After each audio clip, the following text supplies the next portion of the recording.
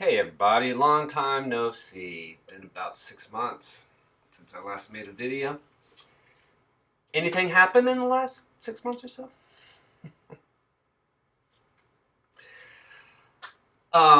Yeah. I haven't had a haircut in a year now. Things are fucked up and bullshit. But I guess they're getting better. Maybe I'll get a vaccine one of these days. Who knows? Maybe we'll all get vaccinated and we can all go back to normal. Maybe. I hope. I hope. I hope you're all doing well. Hope you're all safe and sound up there. VC isn't what it used to be. But you know, James Buttery's been putting out the videos, and I was inspired. I thought, all right, I'll get on here and talk about records, right? And yeah, yeah. So let's just start about and you know what? I was inspired by some very unexpected VCLT from Martin Parrott, all the way over in the UK. I was shocked. I never heard from him. I don't know how he got my address, but somehow he did. And you know, shipping things across the ocean is not cheap. So Martin, thank you very much for thinking of me. It was really, really a nice surprise. You know, I'll be honest. I've been pretty depressed, and you know, my absence from YouTube is a reflection of that. You know, the fact that those machines don't get turned on very much anymore is a reflection of all that. And anyway, it really cheered me up. Now, I haven't had a chance to really investigate this stuff. Sent me a very nice note, a very nice handwritten note. Yeah, so radio for Milton Keynes and beyond. I guess that's where he is. I apologize that I don't really keep up videos, and I need to be better about that. I've been kind of on a train trip, as y'all know. So, so anyway, yes, this nice VCLT, which stands for Vinyl Community Love Train. Speaking of trains. So it includes two very cool 7-inch singles. Train records. This is a thing. And so these are British trains. This is the Festiniog Railway, famous narrow gauge railway. Where is this from? Not really sure, but yeah, narrow gauge. So that's where like the gauge, the space between the rails, is not standard. It's narrower than standard gauge. Neat little steam tea kettles there. Neat. I really look forward to checking this out. You know, there's a whole subgenre of records that are train sounds, particularly steam trains. Choo choo. Yes, very cool. And also, look at this. BBC sound effects. Whoa, now that's cool. So we have Southern Region Electric Train Interior. Yeah, that's this selection is a Southern Region Electric Train Interior with guard's whistle, doors slam, stops at stations, stops at signals, and a constant run gathering speed at 6 minutes and 27 seconds. Now that sounds pretty darn cool. Yes. Very cool. Thank you, Martin. He also included some CDRs of his music where he uses samples this stuff. I apologize. I haven't had a chance to listen to this. Again, you know, I apologize, but I've been pretty alienated from music. Don't really listen to a lot of music. Sometimes a little bit, but I will definitely check this out because it sounds very interesting. He apologizes for the Bible banging, and hey, you know, that's okay. You know, I can totally respect sincere belief, and he seems like a very nice fellow. And yes, anyway, he demonstrates being a nice fellow by sending me these things, and I thank you, Martin. Really, really, really made my day, made my week. You know, it was just like, whoa, what is this? You know, thank you very much. Thank you, really. You know, the VC lives. It's hanging by a thread, but we're hanging in there. And I'm going to try to be a better member of the VC. And I'm thinking of creating another channel for train stuff. I've got a ton of train stuff I could put out here. And I don't know whether to put it under my own name on this channel or do another channel, or, you know, I don't know. I looked for the first time in like months, and it's like, I thought I would have lost all the subscribers I ever had, but in fact I've gained subscribers, and I don't understand it. I don't understand it, you know. But yet YouTube won't let me monetize my channel for some reason, and in fact maybe that's good, because I kind of can't stand the ads on YouTube. I'm not going to pay $50 a month to watch YouTube. I'm just not. All right. Anyway, sorry.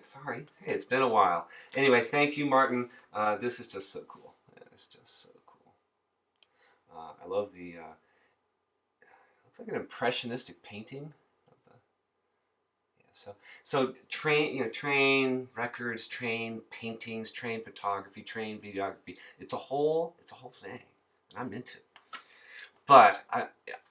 Let's talk about music. Okay, so I'm gonna start with a CD from Ingrid Lobrock, who I not only admire as like the tenor soprano saxophonist of the new generation. Like, she's incredible player, incredible composer, but I also count her as a friend of sorts.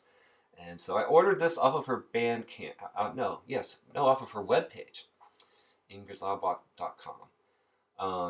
Because I wanted to make sure the money went right in her pocket. And so this is Ingrid Lobrock, Dreamt Twice Dreamt. Music for chamber, orchestra, and small ensemble. It's a 2 CD set on Intact, the Swiss label Intact. She's made a number of records for them. And this, I tell you what, this is awesome. And you know what makes it awesome? The music is awesome, but what makes it really awesome is that she enlisted Ron St. Germain to mix the damn thing. So it sounds like a freaking record, like a rock record. Like, I mean, it doesn't sound anything like rock. I mean, occasionally when Zena Parkins gets that distorted harp going, it gets into Sonic Youth territory. But it has this beefy, bass and meaty, rich mid-range and a sparkling top end. It really sounds great. And you know, if you watch my channel, that it's one of my complaints about a lot of jazz records is that it's like, oh, just stick up a mic and it's good enough. Yeah, it's just a snapshot. And no, it should sound vivid and exciting, and that's what this sounds like. Now this is pretty avant-garde stuff, but boy, is it terrific.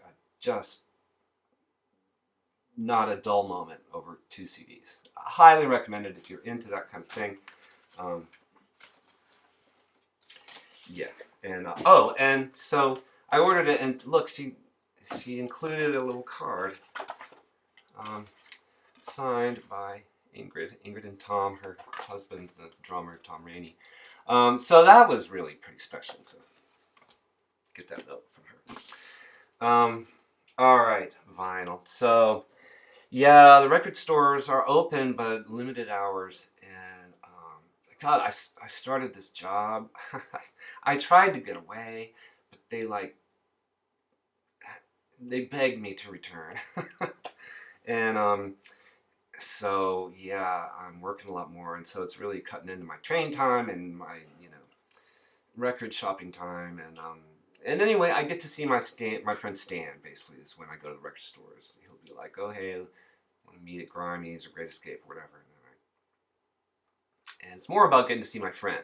I'll tell you what, one of the things I really, really miss in all this pandemic stuff, it's not like we're locked down or anything. Not here in Dixieland. No way. We're going to do that. We're going to tell people what to do. But going to a restaurant is not really safe. And one of the things I used to love was going to lunch once a month or so with my friend Stan, the composer, the professor. And we would have these 3-hour-long barbecue lunches. And it was awesome. I loved it so much. But that does not seem safe until vaccinated. And that's a ways off from here. But anyway, cheers, everybody. Ooh, 9 minutes. Well, we'll see how it goes. Cheers, everybody. Thanks for tuning in.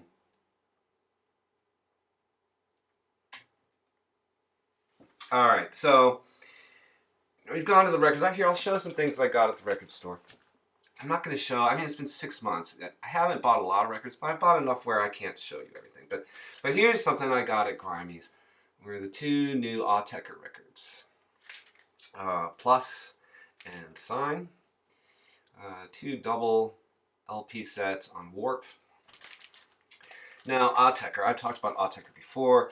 I'm kind of new to them. You know, I was into electronic music in the 90s, but I don't know. I guess I was poor, and so I couldn't keep up with everything. But these guys are awesome, and I gotta stop saying that word awesome. But they really are awesome because they started out as kind of like fairly conventional 90s era techno electronic stuff. You know, not too far away from the Orb, for instance.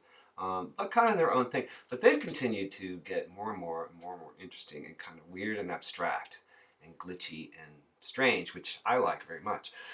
Now these new records they seem to me like to be maybe a return to form a little bit. They're not as harsh as some of their more recent records, with some really airy, at least, especially, I think, what is it, this one, Plus, has it's very airy kind of synth sounds, kind of spacious soundscapes, you know. So they work in, I believe they still work with machine, what is it called, Max for Live. Basically, it's software, it's computer music. But these have kind of an organic sound to them that I really like a lot. They've gotten a lot of play, if only because I'm a big fan. And it's nice to have, you know, Autechre on vinyl, and yeah, great, highly recommended. All right, oh, well, okay, let's talk about some more things I got at Grimey's. So, you know, it had been a long time since I'd been to the record store, and so I kind of went crazy, and it's like they had these. So, these are new Boris reissues on Third Man. So this is Absolute Ego with Drone Evil is a sort of bonus thing, I think. And this is, I think, their second album, something. So Boris, Japanese drone noise band. This originally came out in 1996. So again, this is 90s era stuff. Terrific stuff. I have the Southern Lord issue of this. I haven't directly compared them. So at the moment I have 2 copies of this, which is kind of stupid. This will take up a little bit less room on the shelf, so I might just take this one. Anyway, great stuff. Heavy drone stuff. But even better is this. This is Boris's Amplifier Worship. I believe their 3rd or 4th album came out in like 1998 or something. Super duper, you know, original Japanese vinyl, super duper rare. Really, really pricey. Just you know, I remember River. Remember River? What was his thing? Yeah, River. He had one. And, you know, back when the Facebook thing was a deal, and he would show it, and like everyone would drool. You know. So anyway, finally, you know, 20, 30 years later, it's nice to have a nice reissue of it. This is arguably their finest hour. If what you want from Boris is their early super heavy drone thing, this is the epitome of that. And it sounds awesome, and it's awesome pressing, and awesome is awesome. It's the awesomest awesome. All right, enough. It's good. It's really good. I like it. If you're into Boris, you need that reissue. Unless you are River and you have an original. And so this is the latest Boris record, which I don't think is getting a U.S. release, or at least not yet. So this is a Japanese pressing of No, Boris, No. This is 2020. So this is modern era Boris, which can contain all kinds of things like pop elements and shoegaze, along with heavy drone and you know, post-metal kinds of things. And this has some really nice grooves on it. I really like this a lot. Of course, I'm a fan. So, you know. All right, and so then this came out around Christmas. Boris and Merzbow. Doesn't it look like a Christmas present? It does. That's what I thought when I got it. It looks like a Christmas present. And this is terrific. This is maybe, I don't know, their 5th or 6th collaboration with Merzbow, the Japanese noise guy. I don't know what to tell you. So it's Boris with Merzbow. And yeah, I dig it. I dig it. It drowns out the barking quite effectively. What was that flash? What's that? All right. Anyway, so speaking of Merzbow, this is a recent reissue of his Venereology record, which came out on CD in 1994. And this is the first vinyl pressing of it. Now, is it really necessary to have on vinyl? I don't know. People have complained about like the mastering on this, and I don't have an original compared to, but it's like it's Merzbow. Like, what? It should sound like in your face and distorted, and it does. Yeah, I dig it. So that's Boris and Merzbow. Yeah, this is gonna take up a huge chunk of my shelf, but hey, that's the way it goes. I'm really happy to have, particularly Amplifier worship like that. That's the shizzle. The shit. All right. Oh, man. You still hanging with me? Cheers, everybody. All right, now for something totally different. Talked about this label a lot, and I basically, if I get an email from them saying, hey, we've got a release out, I'm like, go to Bandcamp, boom, I order it. Even if it comes all the way from Germany, I want to make sure I get it, and I do. And so this is Analog Africa is the label. Analog Africa. Go to their Bandcamp page and check out this stuff. It's so good. So this is the Hallelujah Chicken Run Band. Their album Take One. Now this is Analog Africa number 2. Number two.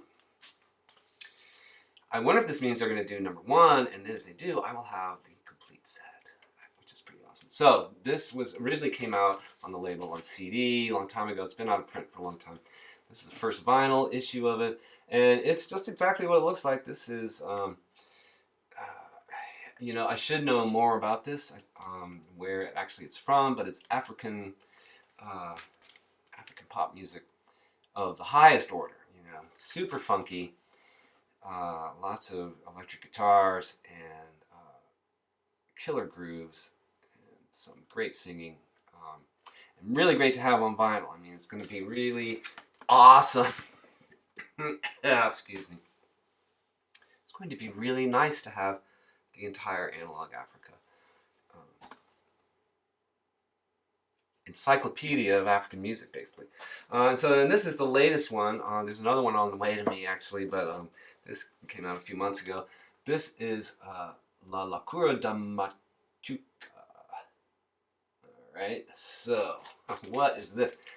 This is just as great as the cover would lead you to believe. So this is not African, but African diaspora music from South America, I believe. Oh, I should know this. I'm so unprepared. I think Colombia, maybe?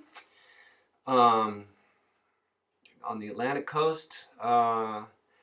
And it's basically this guy, I think he was a lawyer or something, and he formed this label and recorded a bunch of stuff that's legendary, and this is a compilation of that stuff. And it is just freaking killer. All the Analog Africa records are great. Totally worth it. Really nice sound. Really, just top notch all the way. Great art, great booklets with information that I should be conveying at least some of, but I'm not. But yeah, great story, great music, great sound, great pressing, great. And not just great, but awesome.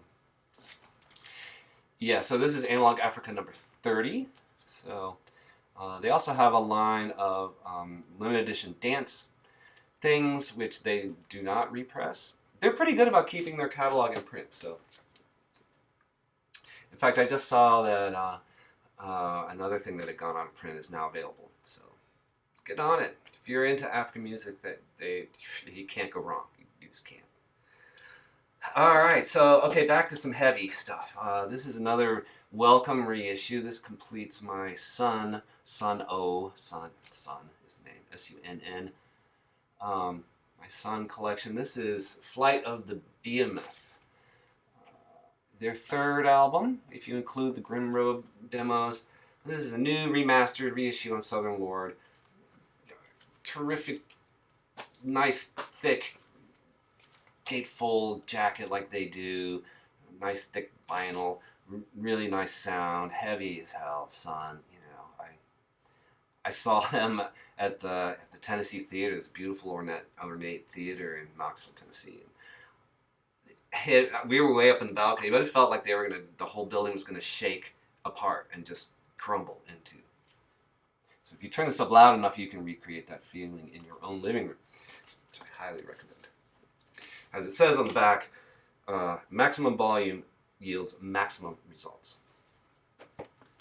They're not kidding. All right, we're 21 minutes in here. I got a few more to show. What do you think? What do you think? What the hell? It's been 6 months. Hang with me for a few more minutes. Okay, so another label I've been going on and on about is International Anthem. And so I've been trying to keep up with them. I don't, not everything, but so here's this. This is, I'm going to butcher this. Akil Navarro and Cheshire Holmes. Heritage of the Invisible 2.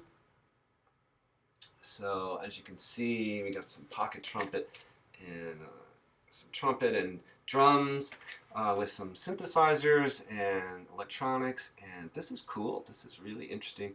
Like a lot of things on this label, very now sounding. It's jazz, but it sounds like it's made in 2021, not 1958, which is, in my opinion, a good thing. I mean, 1958's fine, you know, but I don't want to hear these kids play all the things you are. And so this is really interesting. Really, it's kind of on the experimental side, but it works. I dig it. Here's another one that really 22 minutes. This is a highly recommended record for all you VC people. This is more in like a. All right. Well, so what is it? What is it, Rodger? Shut up. What is it? It's a Desmond Douglas and Brandy Younger, Force Majeure. And so this is bass and harp. And recordings they made during the pandemic, like doing live streams and stuff. Now, when that all started, like about a year ago, right? Everyone, like Bono and, I don't know, everyone was making live streams, and I, it alienated. It was more my alienation from, like, it's like I don't want to see Bono in his pajamas in his back porch, Oh, that's just me. But anyway, so I do understand that, like, it's been really hard for musicians, like, who make their living playing music from people. It's gone away for the most part. So they had to do something, and so these two. I think they're a married couple, so they're stuck in their apartment in Chicago, and they would do these streams and learn these. It's basically covers, so bass and harp covers of, Alice Coltrane, Equinox by John Coltrane, Creator Has a Master Plan by Pharoah Sanders, Never Can Say Goodbye, Kate Bush song. Yeah, it's really interesting, and the vibe to me is that Dorothy Ashby kind of Afro harping thing.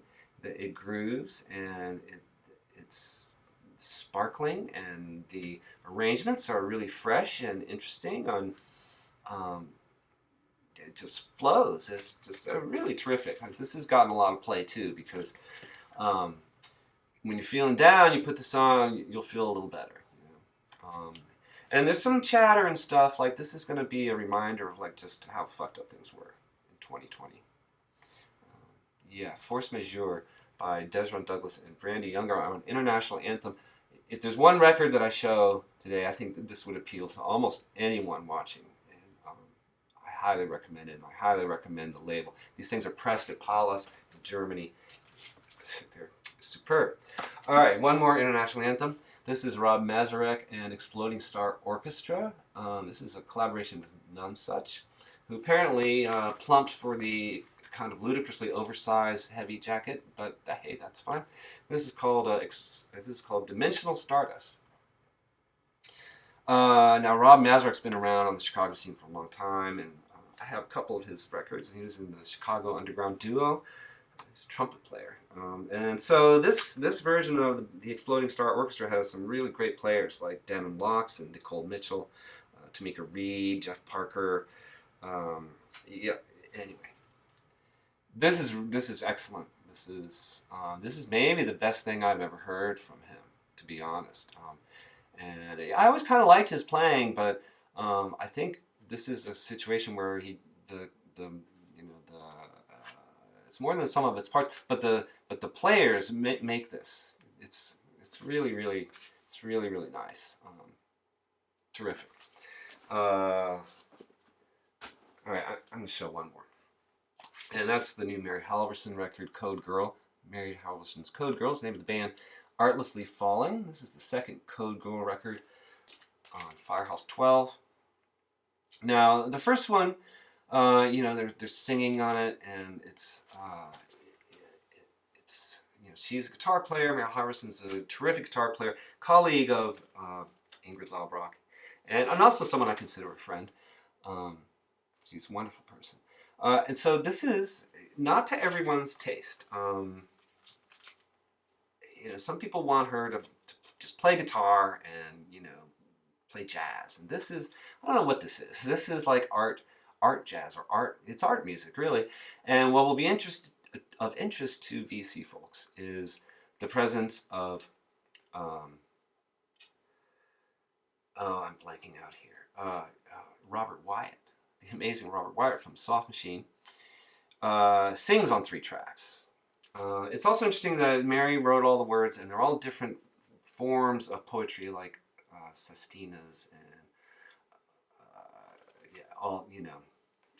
Anyway, very ambitious, and honestly, like leaps and bounds ahead of the first Code Girl record. Honestly, and I like that record. This is a masterpiece, I think, and it also includes some of Mary Halvorson's most awesome guitar playing, where she's got the effects going and those spindly lines, and she allows herself some space to actually solo, which she can be quite generous with the other players in solo space. And so there's lots of great Mary Halvorson solos on this record that whatever you think of, the singing and the poetry, whatever, it's worth it right there for the great, awesome Mary Halvorson guitar solos. All right, I'm going to stop now. I have one more, but I'll save that for next time. And there's plenty more. There's stuff coming in the mail. Not a lot. Another Analog Africa record. Yeah, okay, that was fun. I hope y'all enjoyed that. Please leave your comments. I'm going to really try to respond. Be more, present, I guess? I don't know. It's been really hard, folks. I hope everyone out there is doing well, and hang in there. I'll see you next time.